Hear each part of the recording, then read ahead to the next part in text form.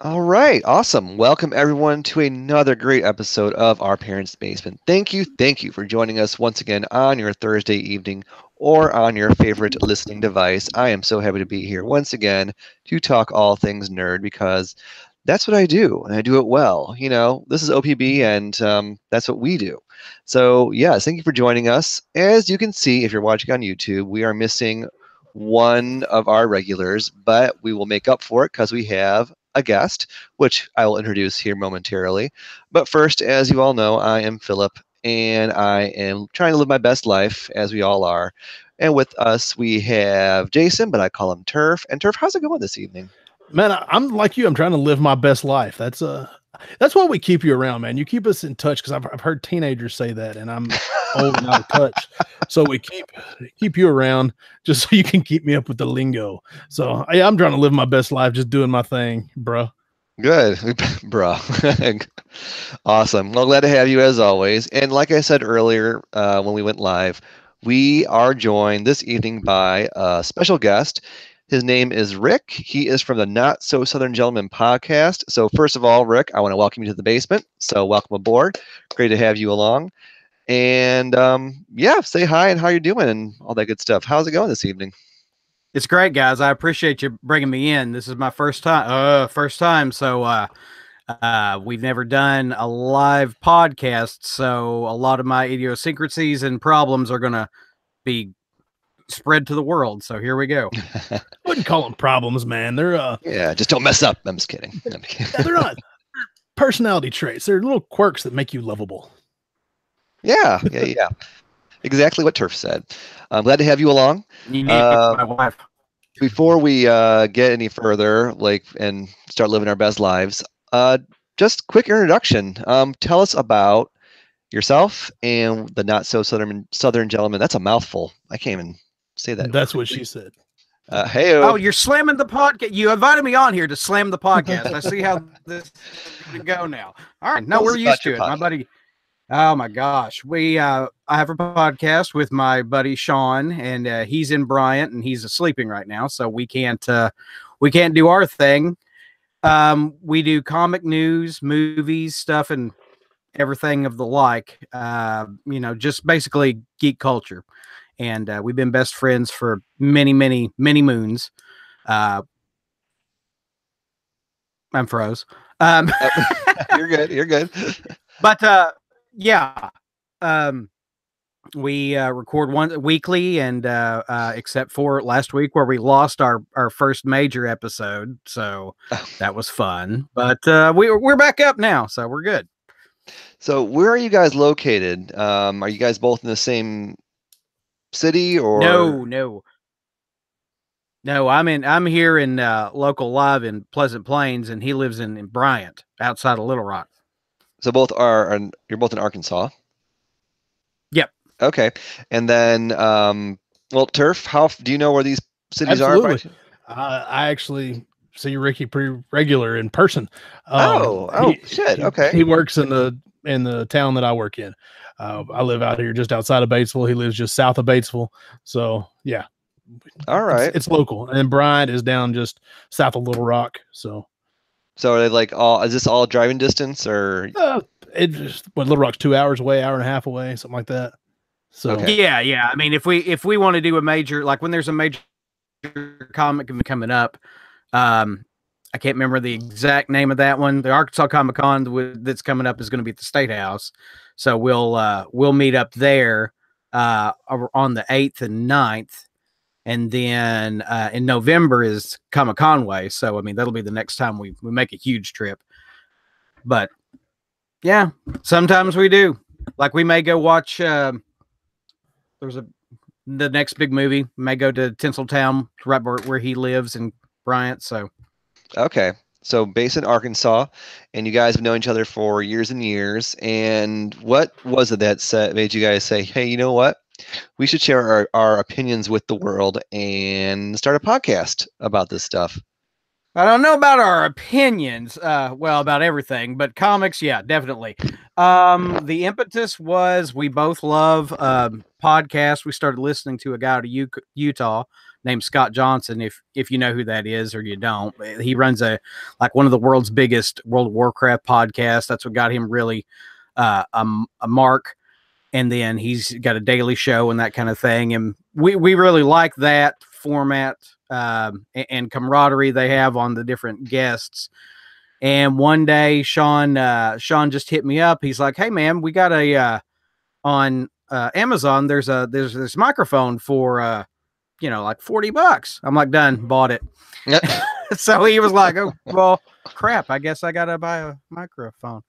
Yeah, but we just we did it. We talked about it for 2 or 3 years, and then it came up, and we just pulled the trigger. So okay, awesome. And when did you guys when was your first podcast date? Like, when did you start officially? well, we're already at we're sitting at 2 years now, but the date I can't tell you. I don't even want to look at number one. It sounds horrible. It looks horrible, and it's just it's in the past. Yeah, I actually turf. A little bit of a side note, just for funsies. I looked at like our second or third episode of OPB, and I was like, "Oh God, this is horrible." So it's kind of amazing how much you grow and like your skills and your the way that you talk and not talk over each other. I know that was a big problem for us, was talking over each other, and just getting better at this as it grows over the years and over the course of the shows. Yeah, man. Like, and back when we first aired our OPB, I thought we were like, we got this. We don't need any improvement. We're golden. This is awesome. And then you go back and watch that shit, and you're like, oh Jesus, this is terrible. So yeah, I can relate to that, Rick. Glad you guys are always improving as well with each episode. It's quite a process. I've learned editing and everything. I mean, I know you guys are live, just living it. But yeah, I've learned a lot doing editing and putting together and streaming and using a service like SoundCloud and all this. And I used to be a really technical guy, but this made me feel real dumb real quick. Well, it's stepping outside your comfort zone. It's things that you're just not used to. You can pick up on it. You did it. You're there. You're on iTunes. You got that done. You're on are y'all, I guess, on Google Play and SoundCloud? And yeah. We're on SoundCloud. We're on iTunes. We're apparently on Stitcher, though. Sean does all that, so I'm happy for it. But awesome. Yeah, we just I can tell you right now, I've got some statistics up. This is just kind of interesting to me. I look at this every so often. We've been downloaded 5,700 times. So there you go. Something. It's awesome. Better. It's better than a kick in the butt. So well, it's awesome to know that there's 5,700 times people have wanted to hear what you had to say. That's kind of flattering. It's very weird, though. I mean, you get this. So looking at the statistics, it'll tell you where people are from. You'll get like 50 plays out of Japan, 49 out of Brazil. I'm like, what? We were huge out of South Korea for a minute. We were? I don't know. We got a bunch of downloads from South Korea. We had a bunch from Ireland at one point. Of course, were Canadians. You talking about StarCrafts? No, actually, no. It was maybe World of Warcraft. We were selling gold on there or something. I don't know. I don't play MMOs. I didn't know. Oh, listen to the video game guy. I don't play MMOs. Well, I didn't. I don't have time for that. Those things. If you missed out on people missed out on real life to play that. It was a very addicting, and I kind of have a little bit of an addictive personality, so I had to steer clear of stuff like that. Yeah. That's I wish Sean was here. When World of Warcraft was at its biggest, he was running one of the biggest guilds, like Durst trophies and stuff like that. So since he's gotten married, he's weaned off of that. Yeah, marriage will do that to you, I've heard. Yeah. So what is a typical episode like for you guys? Is it always comic book centric, or is it just more like comic superheroes, more broad? What do you guys like to talk about? It's pretty much a smattering of everything that comes across our mind. It's old stories of us working together. It's funny quips about our day. We talk about movies, of course, and our opinions of like MCU and DC and comic stories that come up, and just really have a good time with it. Basically reliving the past like man children. So that's kind of what we do. That's we found awesome. that niche. Yeah, that's kind of what we do at OPB. I mean, we're more gamer centric, and a lot of the games we talk about are from way back in the day.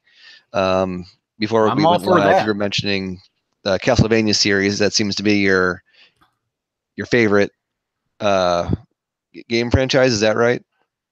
Yeah. If you had to hold me down and pick one, Castlevania would be it. I mean, Castlevania was that first. Oh my God, there's another one, and it was amazing. I can tell you about. I fell in love with Castlevania just because it tied into a lot of my youth. My imaginary friends when I was real little was Dracula and the Wolfman and that kind of thing. So when this came along a few years later, I was like, oh, this is it. And then as opposed to most people who do not like Castlevania 2, I loved it. I absolutely loved it. Wow. And three. Another slam. Thank you. That was a compliment. Shows how diverse we are. Third one, I'm still in, classic. We're back to, just like Simon Belmont. And then I kind of miss Nintendo. I didn't do Castlevania 4, saw the commercials, kind of wanted it, but situation we never had Super Nintendo, and I got a Genesis, and I didn't know Bloodlines had come out, and suddenly I'm, in my working years, 16, 17 years old, this PlayStation thing is a thing nowadays, and I walk into Walmart and I see on the shelf Castlevania Symphony of the Night. And I'm like, what is this? This is a Castlevania game. I haven't heard anything about this. This looks weird. Why is there a vampire with a sword? I don't get this. Oh my God, this game is amazing. Right? I have every, I've got a save right now on my PlayStation 3. I have 200 and something hours. I have every item. Nice. Doubles of certain swords that are really hard to get. The Krishagrim? Yeah. Yep. I just got another one yesterday. I was watching a video on YouTube, and it was a guy I was like, hey, that's a shmoo. I'm right there. Yep. I'm gonna go get one. So I went and got another one. That is awesome. It's bad. So nothing bad about that. That's awesome. Yeah, other than that, I really wish we'd had a port, a easily accessible port of Chino Rondo, which of course we got on the PSP, which I almost broke that out the other day. But I really want, PSN to have it where you can get it on PS3 or PS4. So. Yeah. And the one emulate it. Sorry, I had something in my throat. You good? Yeah, I'm good. Drink some beer. Yeah, clear that throat out.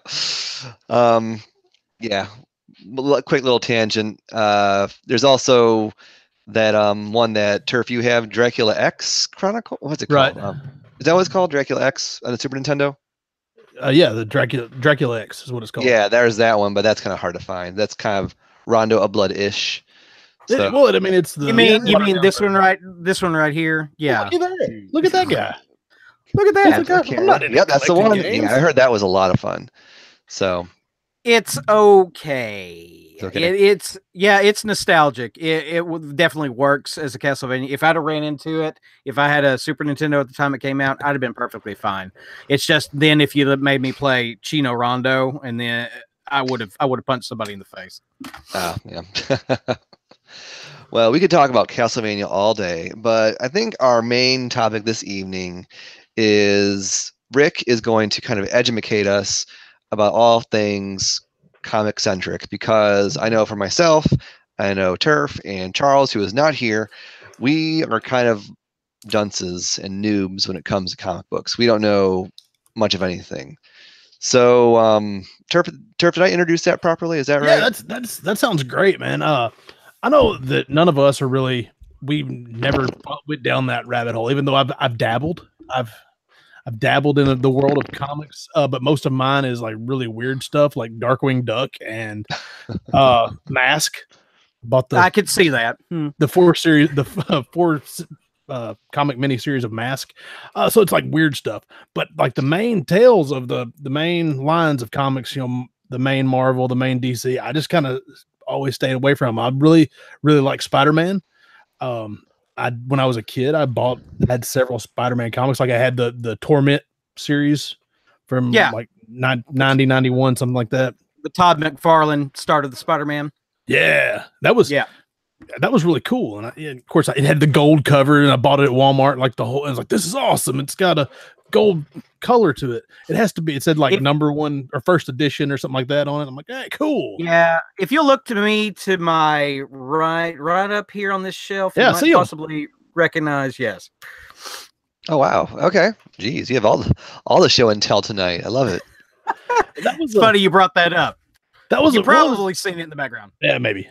But I did have that when I was a kid. I bought it, like the first 2 or 3 came in a package together, and then I had to go to a local comic shop and I lived in another town here in Arkansas at the time. We had to go hunt down the last 2 or 3. So that was like the extent of my comic collecting. That, and I did the whole Death of Superman run whenever 93 or whatever that was, 92. So I did that whole run. But that's the extent of my comic collecting, man. I just kind of let's just start. How did you get into comic collecting? Yeah. Well, I mean, you kind of fall into it. I mean, comic collecting, I've discovered over the years. I could talk about how I did, but I mean, it's personal for everybody who gets into it. It's different things. Like my thing was, I was struck by the art. My mom took me to a flea market we had in Pleasant Plains at the time, and I got 2 comics.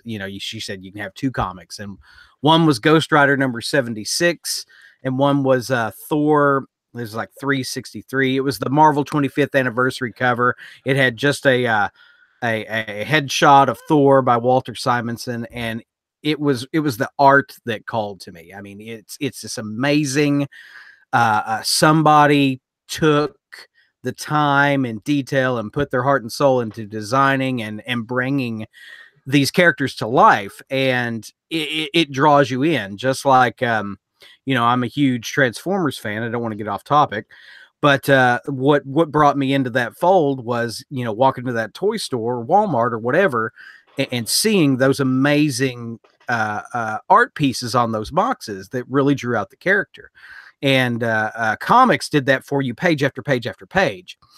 And it just went from there. As a kid, I wasn't a huge comic collector. I got the things I liked when I seen them, and then it just progressed from there. Stories I wanted to follow, and that kind of thing. Really, the reason I'm a diehard Marvel fan, which if you ever listen to the podcast, you will know that it is super biased for Marvel, because they did a couple of tricks that hooked me. One was they had great artists telling these great stories, and 2, they had these little corner boxes with asterisks that said "See issue Captain America 242" for the rest of the story. And I gotta find that one. I gotta have that one. And of course, that issue would have little asterisks in it, and then it would just bleed from there. But what I've discovered over time is the joy of collecting comics and being like, if you love video games and stuff like that, is the common thread. You can walk into a comic book store, see somebody of a different race, of a different religion, of a different gender, and if they're holding an Iron Man comic or an X-Men comic, you have immediate connection. Oh yeah. You could, and if somebody sees you in a castle, just like somebody sees a Castlevania shirt, they walk up and go, "Man, I love that game." And everything else disappears. You have that connection. You can talk about anything you want to talk about. And that's what I just love about the community. that it's so well, connected right off the bat. So obviously the art and the stories are important to you, but when you're out and about and you see something that's something related to the Marvel universe or maybe the DC universe, you just like you did take it upon yourself to say hi to that person and just strike up a conversation about comics. Is that kind of what I'm getting here? Well, I mean, that's just what I love about the culture we're in. I Okay. mean, I don't walk up to every Tom, Dick, and Harry because they're wearing, they have a Spider-Man logo on something. But in the right situation, it really makes you feel good to be able to talk to somebody, Yeah. and make that connection. So, did you have any specific questions about comics?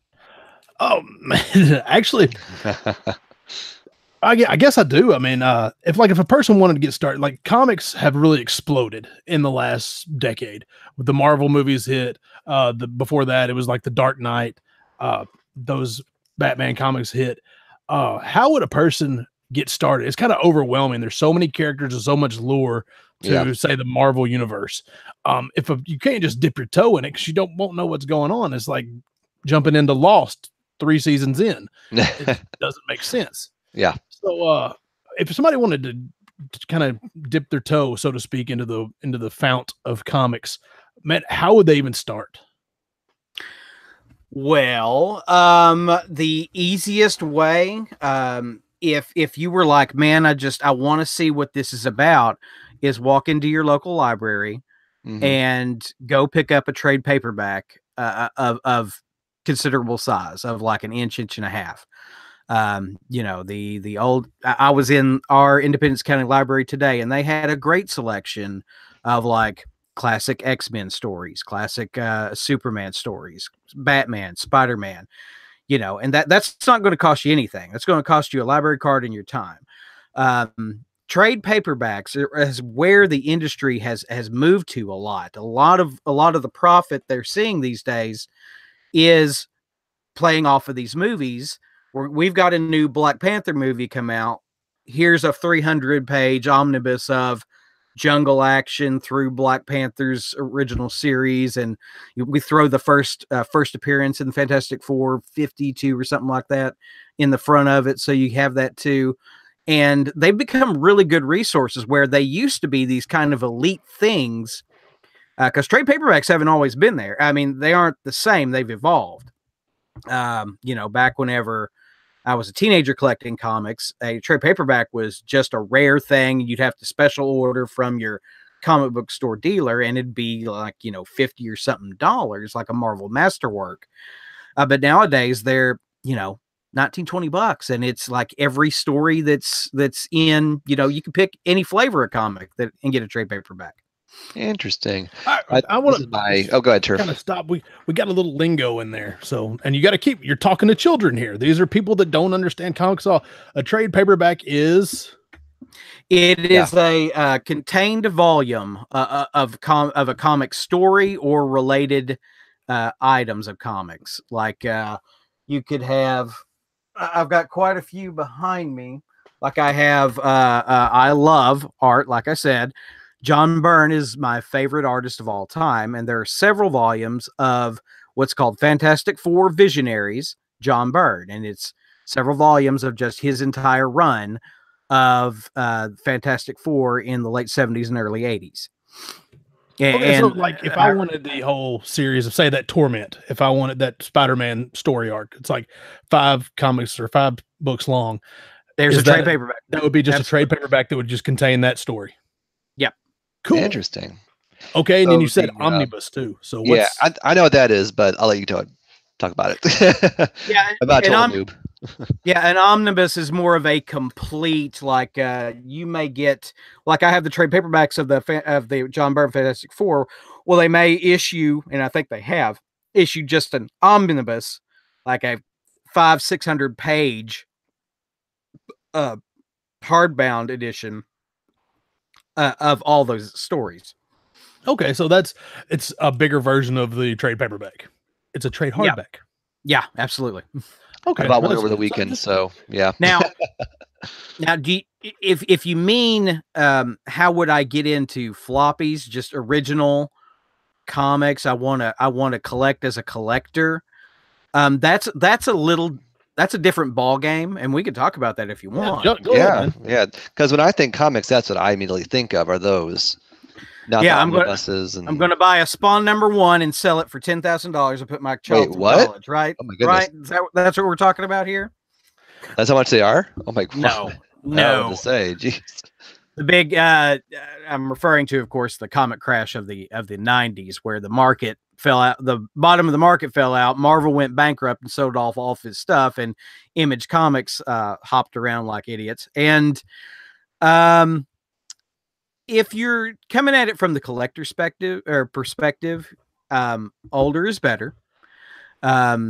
So the reason you see comics that are so expensive, like your Batmans, your Superman, your Captain America #1s, your 40s and 50s comics are so astronomically high, sell for, Action Comics #1 sold for like $2 million, and like Nick Cage has a copy that's $2.9 million or whatever. That's some expensive paper. Wow. Yeah, those are so expensive because they're so rare. There was a guy that was like, "Oh, we got to destroy all the comics. They're corrupting our children. Here's my book. Buy it." And they had book burnings. They just burned comics by the thousands, and so not a lot of those older ones past the 50s survived that. So if you run across any 10-cent comic, I don't care what it is, pick that thing up if you're getting it for a song. And I only have one, by the way. I have one 10-cent comic. It's a romance comic. I've got it. I got a huge, a lot of stuff for a while back, and it was in there. I was like, I don't care. It's 10 cents. I love it. But now if you're talking about, I do want some serious stuff to read. I like these movies, but I want to see where they came from. Yeah. You're looking, 12, 15, 20 cent, 30 cent era comics. Look for the big names. You see an XMen comic that's, in the cents range. That's going to be a good buy. Mm-hmm. A lot of them are. I mean, there's just stuff that's trash out there, but there's some that's just, you never know. Like I've discovered so many more. Boy, that's redundant.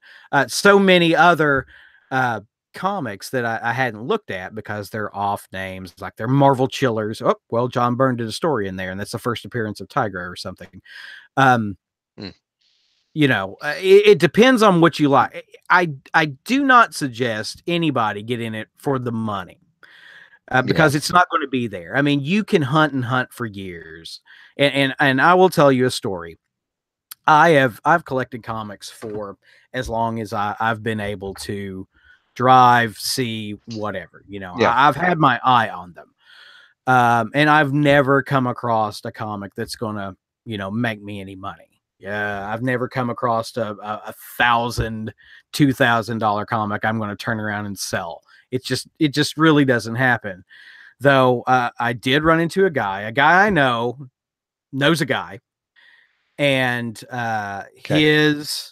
his family, had a loss, and somebody gave him this box of comics he used to play with when he was young. Well, this box of comics had, Fantastic Four #24. It had a Daredevil #4, first appearance of the Purple Man, who was just in Jessica Jones. It had, Avengers #4, first appearance of Captain America in the modern era, and it had an Avengers #1. Crazy. So those are rare, I guess. I'm taking it. Yeah, that is like, oh, somebody just handed me a bar of gold. That is wonderful. Thank you so much. Okay. So those kinds of things do happen, but that's the first in my lifetime that I've seen, of course, and that's taken into account that we're all out here in the boonies. So, but I would always suggest you look for something that you enjoy. First of all, if you like art, get something that catches your eye. There are great comics, like even like Man Thing, who is like a D tier character, but there's a 70s run of Man Thing that have these beautifully drawn and colored covers that are just great to have on your shelf, just a beautiful shelf piece. Just what you're interested in, start there and build out, have a solid foundation. Because, not just for the money. Oh, definitely not. Just ballpark me. This is just kind of from the collector's point of view. If not like was it Amazing Fantasy 15? Is that Spider-Man? First appearance of Spider-Man. So not Spider-Man, not X-Men. Maybe one of these like B, C level comic books or comic heroes or whatever characters that people wouldn't know about, or they just found out about, like maybe like Doctor Strange. I didn't know anything about Doctor Strange until the movie. So what would a first appearance of Doctor Strange? What, just ballpark me a number. What you think that might be? Oh, that'd be like Strange Tales. Is that like 10,000? Is it like 5,000? It depends all on your condition, and it depends on if you have it professionally graded. There's no simple answer for that. But if you do everything right and have a great copy of something, $5,000, $6,000, $7,000, $8,000 is possible. Okay, wow. So when I was a kid, I liked Moon Knight. If I wanted to find a first edition or first issue of Moon Knight, first appearance of Moon Knight, am I looking at like 1,500? No, not with that character. I mean, now if they do a series with Moon Knight, it's possible. I mean, like you're talking about like Werewolf by Night number like 32 or 15. I don't remember which one. That's Moon Knight's first appearance. Then yeah, you definitely get hundreds of dollars range there. If it's like a pristine copy, possibly 1,000 if you have it professionally graded. And I can't quote the correct dollar amount. Right. I was just looking for a ballpark. Yeah. If it was going to be like 200 or 5,000. Quick question. What do you mean professionally graded? Like you take it to like an appraiser or something, or? Yeah, they have services like CGC, Comics Grading. I don't remember what the other C is, but yeah, something like that. Council. But they have reps. You could take a comic to. They send it off. They have it graded. The process costs about $120, but it can net you a return of, an increase of 100% or more on your investment. Like you could have let's say an Avengers number 4 with the first appearance of Captain America. You could probably sell that in a good condition for $2,000, to the right person. Mm-hmm. But interesting, you have it CGC graded and it's like a 9 point. And the funny thing is, when you start getting into the granular part of that 9, the price can go crazy. Like if you got a 9.5 Avengers number 4, you could sell it for $6,000-$7,000. But if you had a 9.8, you could sell it for $10,000, $12,000 because nobody else in the world has that. You're not, those are really hard to do at the higher grading conditions. So interesting. My thing growing up were the X-Men. So I remember there being this whole like hoopla with the very first X-Men comic, but then they did like a reprint of the second and third comic, and I found those at like some old bookstore. They cost like nothing. So reprints probably wouldn't get much. Well, it depends. There are certain reprints, like even funny enough, you mentioned that the old Marvel Legends from Toy Wiz. Is that right? Do you know what I'm talking about? The company Hasbro now has the rights to make Marvel characters. Okay. You'll see them at Walmart. Well, the characters of those size, 10, 12 years ago were done by a different company, and they had reprints of key issues those characters appeared in, and some of those are actually high in value because they are great stories, and that's the only time they've been reprinted that way. Interesting. Yeah, I remember seeing like that old school, those old school X-Men costumes, and just something about it was like screamed like, oh my god, this is like old X-Men. And I looked like, oh, comic number 2, then comic number 3. So I was like, oh sure, check these out, and they're pretty fun. I enjoyed it. I mean, I kind of fell off the comic wagon not too long after, but yeah, those were neat to have for a time. I mean, especially if you're an X-Men fan. So yeah. Yeah, X-Men and X-Men is a great one for everybody. I mean, that's everybody's go-to. You know, a lot of people are like, oh, I'm so sick of Wolverine, and everybody likes X-Men. Well, there's a reason everybody likes X-Men, because they're so relative to everybody. They're outsiders that the rest of the world doesn't like. Just like any nerd, any, you know, person of a different persuasion or color, you know, it's X-Men are kind of a catch-all category, and plus it helps that great artists and great writers have told those stories through the years. So there's several points to latch on to. Who's your favorite X-Men? My favorite X-Men would be Colossus. Close. Nightcrawler for me. Oh, well, that's pretty good. You may have taken mine. Twinsies. My favorite X-Men would probably be John Romita Jr. run Rogue at the time. Rogue's awesome. Because Rogue, you know, in the 90s, whenever y'all probably remember Rogue, she was always with Gambit. She was always drawn real sexy and, you know, that kind of thing. But in her early first appearances, you know, Rogue's story is tied to Captain Marvel. I don't know if you knew that or not. Didn't she get her powers from Miss Marvel? Yes. Yeah. The new Captain Marvel, who is Miss Marvel, Carol Danvers, like the Mystique, who is in the X-Men movies. Her first appearance was in Miss Marvel, and I actually have that issue. And Rogue was supposed to premiere in the Miss Marvel series in the 70s, but it was canceled. Okay. And so Avengers Annual 10 is Rogue's first appearance, and she absorbs most of Carol Danvers' powers and becomes, you know, superpowered Rogue. That's how and Carol gets put into a coma afterwards, right? Yeah, absolutely. Yeah. Okay. Yeah. See, it's coming back to me. It's coming back.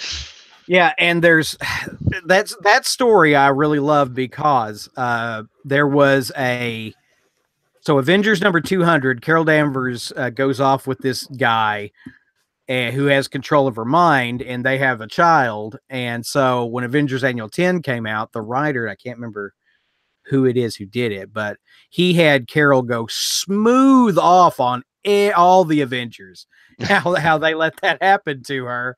And she became good friends with the X-Men. Professor Xavier helped her through her, because she lost part of her personality in her mind. Yeah. Whenever this happened, and she and Rogue. I was back to Rogue. Rogue actually left Mystique and joined the X-Men later on in that run.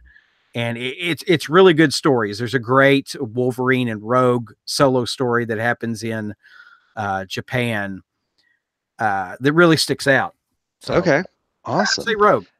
Rogue is a great choice. I mean, obviously I loved her look. I mean, big red hair with a white streak. I mean, that's just fierce.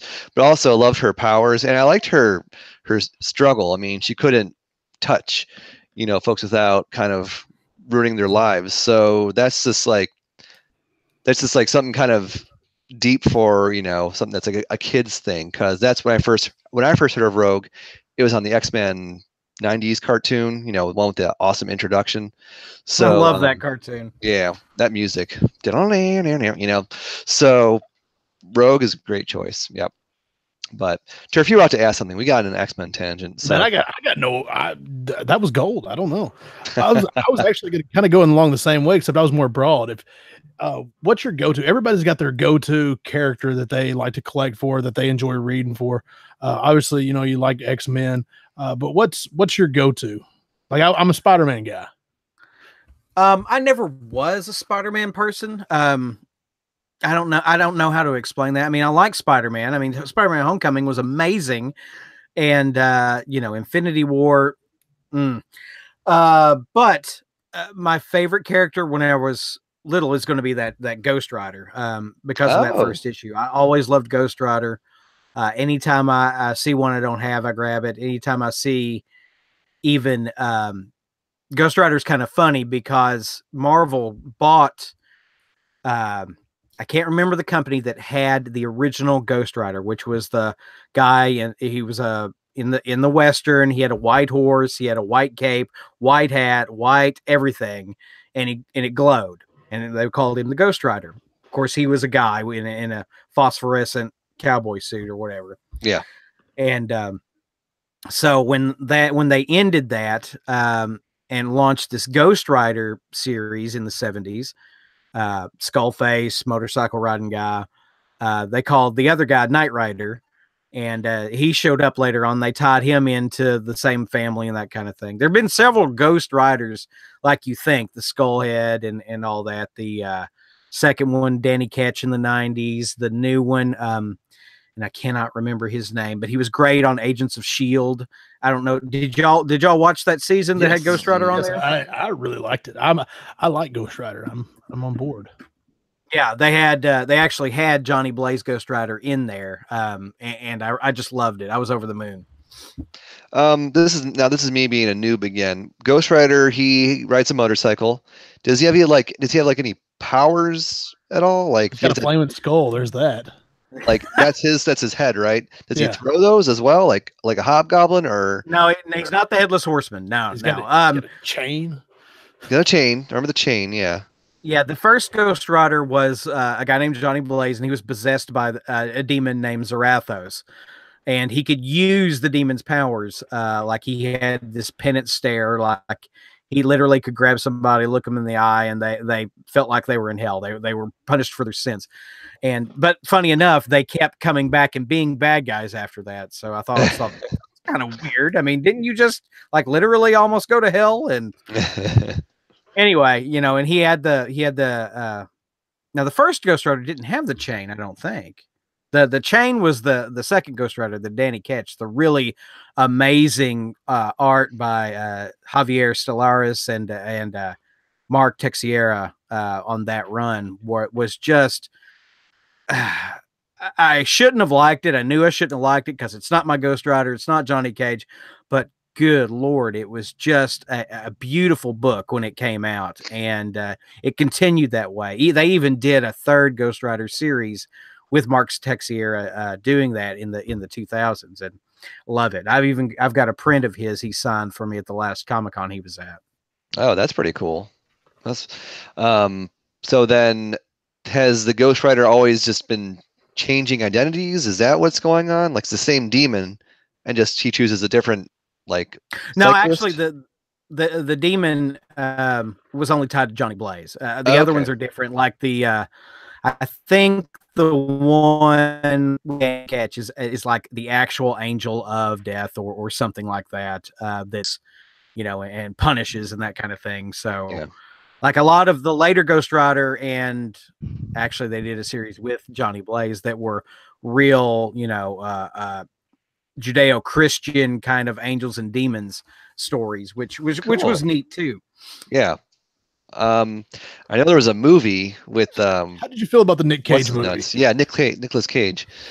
Well, I'm just happy that Ghost Rider got a movie, but Nick Cage isn't exactly my Johnny Blaze, but I will tell you this. First movie, not that great.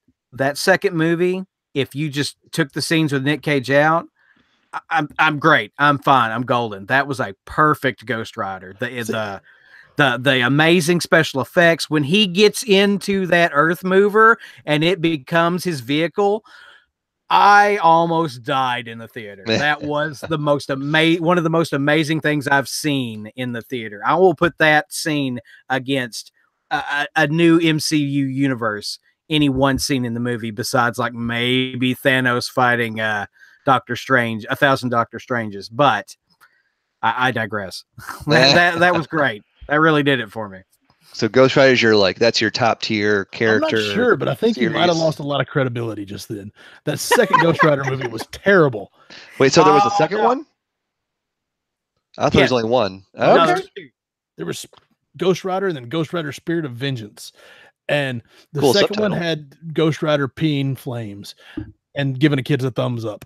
It was ridiculous. Wait, what? Yeah, that really happened. Oh my God! Exactly what I just said. He's peeing, looking over. What was this rated? Now, like I said, if you take if you take Nick Cage out of that movie, I love those scenes of Ghost Rider. Love it. See, I really like the first one. It's kind of a guilty pleasure. But I don't know. I don't have that love for the comic character. Yeah. I don't know anything about it. So, but I like the first movie. And but Sam Elliott was the Knight Rider. What did Sam Elliott? Yeah. They kind of played with that. He was the caretaker or something like that. And they did play around with excuse me, with the origin and mythology. It was fine. That may be why. That may be why other people are against it. But I didn't know anything about there being like a cowboy Ghost Rider, and like the horse's hooves flame up, and he's got like a skull face, and this dude's cowboyed up rider, and Johnny Blaze is riding his motorcycle that's on fire. I'm like, this is metal AF. This is awesome. Love it. Yeah, I haven't seen either of those, but just the fact that he's, going to the bathroom and flames are coming out instead of that's the only thing I remember. Now, to be fair, that happens in his mind when the kid asks him what he does when he pees. Oh, okay. So this is like not. Yeah, still. This is a bit of hyperbole here going on, but there is the final cut of the film. It should have. That should have just not happened. And I went and saw it in theaters because I really enjoyed the first one. And I went and saw the second one, and I'm like, this is bad. This is so bad. But that's neither here nor there. That's personal preference. You do you, kid. You do. No, it's bad. No, it's bad. It's a bad movie. So as a comic book fan, are there any like comic book related video games that you really enjoy? Well, the best comic book video games are probably, I hate to say it, but it's going to be like Marvel versus Capcom stuff. My favorite one of those would be, what was it? Marvel Superheroes, where you fought Thanos at the end. Thanos was in that one. Yeah. It was that one. There was XMen Children of the Atom, which was the first fighter. Love that game. So good. That's an amazing game. I had it on Saturn. And such a good system. Yeah. Love it. I loved my Saturn. I loved it. And then Marvel Superheroes, of course, because Thanos is my favorite bad guy. Okay. And before that, I would probably go the X-Men on Sega Genesis. Oh, yeah. That's the one where you can call in like some X-Men and others you can control. Like, couldn't you like control Wolverine and call in Rogue for support or something like that? If you fell in a hole, no, will pick you up. I don't remember exactly. I know that the first on the loading screen there was a secret stage where you could do a trick and go to the stage you wanted on if you stood on a certain grade. I don't remember exactly how you did it, but I'd have to look it up. Did you play Marvel Ultimate Alliance? I had it for just a little bit. It didn't hold me. Huh. If you like Diablo, check out Marvel Ultimate Alliance. It's comic book Diablo. I'm actually playing it right now. I hadn't played it in 10 years, and I tried it again. It's still a lot of fun. Quick question for you about Children of the Atom. Who was your favorite character to use in that? Children of the Atom. I played a lot of Storm. Wolverine, of course, was just crazy. You could beat anybody. You could beat anybody with Wolverine. Probably Storm. I mean, it's been so long since I played that game, but gosh, I wore the crap out of it. Yeah, it was a hard game too. Like against even like a computer player who was like on the easier setting, I still had to like hustle to get to victory. Yeah, probably my favorite fighter would have been Tekken 3. I have to say, because I held the record in Batesville for 2 minutes and 59 seconds for a little while. Hey, no one can take that from you. That's awesome.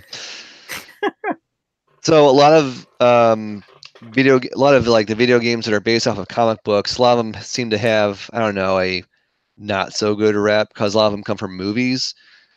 I don't know that Spider-Man 2 for the PS2 and maybe the Xbox, I heard that was great.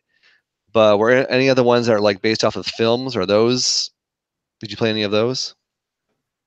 The only one I can think of is I had the Sega CD version of Dracula, Bram Stoker's Dracula, where you had this picture like Keanu Reeves jumping and kicking to try to get. It was bad. It was very bad. That's the first thing that came to mind. But I never picked up any movie to video games in the probably since the PlayStation, and I really can't think of any because I was always into some other genre at the time. Oh, that makes sense. Makes total sense. Well, I guess we're kind of getting close to the end here. In the last 10 years, the hobby is just comics and everything else has kind of exploded. Since you were in the game before that, how do you feel about that? How do you are they taking it away from you? Is it getting too popular and we got all these newbies in here? Or? No. I think it's amazing. I mean, because what's happening is we're getting everything we ever wanted. I mean, we were there first. We could be the hipsters about it if we wanted to, but walking in and seeing a young child talking about, Black Panther or talking about their favorite characters, this almost 50-year-old guy named Robert Downey Jr. playing Iron Man, you get kind of a chuckle and it feels good because, I mean, you could bend down, get on this kid's level and talk to him about exactly the same thing he's wanting to hear about. And that it's this ubiquitous nowadays, whereas you used to get beat up on the playground if you mentioned comic books or oh, I watched Spider-Man on cartoons this weekend. You're too old for that. Slap him in the head. Nowadays, people go to the movie. The adults and the children go to the movies and see Spider-Man. So, I mean, I think it's great. I mean, we're living in a great time. I mean, even we haven't got a good Transformers movie yet, but I mean, it's fine. It's fine. It pumps money into some great toys. If you look at it, a rising tide raises all ships. So I'm ready for this ride. So I want to see it get bigger and bigger. That is a great answer. I love that. A lot of times people get into their hobby and I liked it before it was cool. I liked Linkin Park before they became popular. That whole thing. No, you didn't. No, you did. Well, okay, you did. Everybody did. Everybody bought that. Just like Nickelback, everybody bought that first stupid CD. So don't lie. Turf, I think I'm about out of questions for our special guest here. That's kind of where I think it's a good place to leave it off, man. That was a good call. Is there anything you want to plug? Anything? Yeah, plug away. Out there? Well, I mean, Not So Southern Gentlemen. I mean, we are on Facebook. We are on any podcast device you want to try to get. I mean, we're weekly. We've got 116 episodes, under our belt. We think we're doing okay. We'd like a few more emails, that kind of thing. Send in some questions and, come listen to my buddy Sean. Sean is a fireball. I'm the boring guy. Sitting here trying to do a podcast, trying to get some notes, and this guy's over here yelling about football and how he can't stand, this and that and the other about what's going on, and he's just crazy, and I can't control him. So it's a fun time. Awesome. Well, you heard him. Check out the Not So Southern Gentlemen podcast, and what I'm going to do now is hand the floor to Turf, and Turf's going to do our plugging. So, Turf, can you do some plugging for us? I'm really good at the plugs. I will plug away, sir. So, if you've enjoyed this episode, and first of all, I want to thank Rick for joining us. Be sure to check out the Not So Thank you very much. But we are the Our Parents Basement Podcast. You can check us out on Facebook.com/OPB Podcast, Twitter at OPB Podcast, Instagram is at OPB Podcast. So be sure to check us out all those places. Now, be sure to download this. If you like this episode, we've got 110 more that you can download and take with you. That's 110 hours of our glorious voices yammering about nerdy stuff. It's good stuff to listen to. Take us on a jog. That's what we're here for. Yes. So Be sure to download us on iTunes, Stitcher, Google Play, iHeartRadio, SoundCloud, Spotify, Tuned In. Is there anything else that we're on? You say Google Play? I said Google Play. It's right in there. So you're good. Anywhere you can put us on your mobile device, download us and take us with you. If you want to watch us on YouTube, just search for the Our Parents Basement podcast. We're right there at the top with 111 shows now. So we've enjoyed tonight. Rick, thanks once again, man. It was awesome having you. We've talked about this for a while, and it's good to actually get you on the show and yammer on. So I appreciate it. Happened. I loved it. Thank you so much. And by the way, OPB is harder to say than Not So Southern Gentlemen. I'll tell you that right now. OPB? The three letters. Good Lord. Okay. Hold on. Watch this. Just stand by. Watch this. You down with OPB? Yeah, you know me. See? See? See how it works? Well, now it's stuck, though. You won't forget it. Well played, Turf. Well played. They took it there. So all right, everyone. Down with OPB. Yeah, you know me. I appreciate y'all. Appreciate y'all listening. I hope you had fun. So right now I'm going to press that button. There's some deuces for you. Y'all have a good night. All right. We'll